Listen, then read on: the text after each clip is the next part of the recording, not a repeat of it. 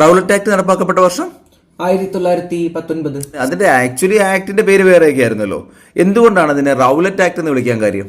Rowlatt act ആ, അത് act form ചെയ്ത ഒരു ബ്രിട്ടീഷുകാരനാണല്ലോ, അദ്ദേഹത്തിന്റെ പേരിൽ നിന്നാണ്. എന്താ പേര്? റൗലറ്റോ? മുഴുവൻ പേര് പറ. Sir Sydney Rowlatt. Sydney Rowlatt. British judge കൂടിയായ sir Sydney Rowlatt. Sydney Rowlatt. എന്താ അതിന്റെ പ്രത്യേകത എന്നറിയാം? എന്തുവാ? അതായത് വിചാരണ കൂടാതെ വഴി കാണുന്ന ആരെയും അറസ്റ്റ് ചെയ്യാം. ഇന്ത്യക്കാരെ അറസ്റ്റ് ചെയ്ത് വിചാരണ കൂടാതെ തന്നെ തടവിലിടാം എന്നുള്ളതായിരുന്നു അതിന്റെ പ്രത്യേകത. ഇതിനെതിരെ പ്രതിഷേധത്തിന്റെ ഭാഗമായിട്ട് ഇന്ത്യ ആകമാനം ഒരു ഹർത്താൽ നടത്തി. 1919 ഏപ്രിൽ 6 ആ ഹർത്താൽ. ഓക്കെ, ആ ഹർത്താലിന്റെ ഒക്കെ ഭാഗമായുള്ള പ്രതിഷേധത്തിൽ 2 പേരെ പഞ്ചാബിൽ നിന്ന് അറസ്റ്റ് ചെയ്തു. പഞ്ചാബിന്റെ സ്വാതന്ത്ര്യ സമര നേതാക്കളായ പ്രധാനപ്പെട്ട 2 പേരെ. ആരൊക്കെ? ഡോക്ടർ സൈഫുദ്ദീൻ കിച്ലു, ഡോക്ടർ സത്യപാലിനെയും ഡോക്ടർ സൈഫുദ്ദീൻ കിച്ലു, ഡോക്ടർ സത്യപാൽ. അവരുടെ അറസ്റ്റിനെതിരായിട്ടുള്ള ഒരു യോഗമാണ് ജാലിയൻ വാലാബാഗിൽ നടക്കുന്നത്.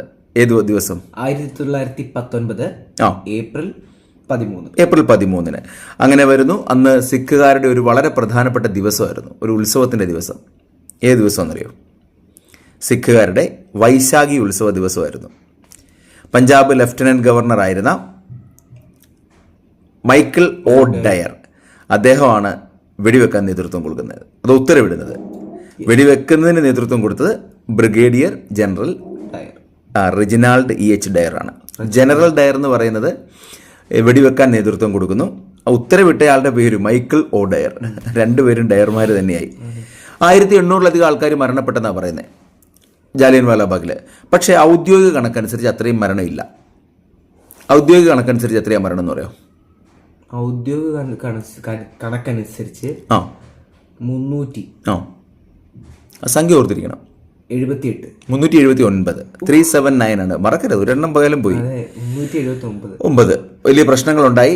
പിന്നെ ചർച്ചകൾ വന്നു. മോത്തിലാൽ നെഹ്റുവിന്റെ ഒക്കെ നേതൃത്വത്തിൽ കോൺഗ്രസ് ഇതിനെക്കുറിച്ച് അന്വേഷിക്കാനൊക്കെ തുടങ്ങി. പക്ഷെ ബ്രിട്ടീഷുകാർ ഔദ്യോഗികമായിട്ട് ഒരു അന്വേഷണ കമ്മീഷൻ വെച്ചു. അതെന്തായിരുന്നു? Hunter commission. ഈ അന്ന് ഉത്തരവിട്ട മൈക്കിൾ ഒ ഡയർ അദ്ദേഹത്തെ തിരഞ്ഞു പിടിച്ച് പിന്നെ അങ്ങ് ഇംഗ്ലണ്ടിൽ ചെന്ന് വെടിവെച്ച് വന്ന ഒരാളുണ്ടല്ലോ, ഉദ്ധം സിംഗ് ആണ്. ആ സമയത്ത് ഉദ്ധം സിംഗിനോട് പേര് ചോദിച്ചപ്പോൾ റാം മുഹമ്മദ് സിംഗ് ആസാദ് ആണ്. അടിപൊളി പരിപാടി അല്ലേ? റാം മുഹമ്മദ് സിംഗ് ആസാദ് എന്നാണ് പറഞ്ഞത്. പിന്നെ ഈ ജാലിയൻ വാലാബാഗ് കൂട്ടക്കൊലയിൽ പ്രതിഷേധിച്ച് വളരെ പ്രശസ്തരായ പല ആളുകളും പല സ്ഥാനങ്ങളും ഒക്കെ ഉപേക്ഷിച്ചിട്ടുണ്ട്. ടാഗോർ എന്താ? നൈറ്റ്ഹുഡ്, സർ പദവി. കൈസർ ഈ ഹിന്ദ് വേണ്ടെന്ന് വെച്ചത് 2 പേര്.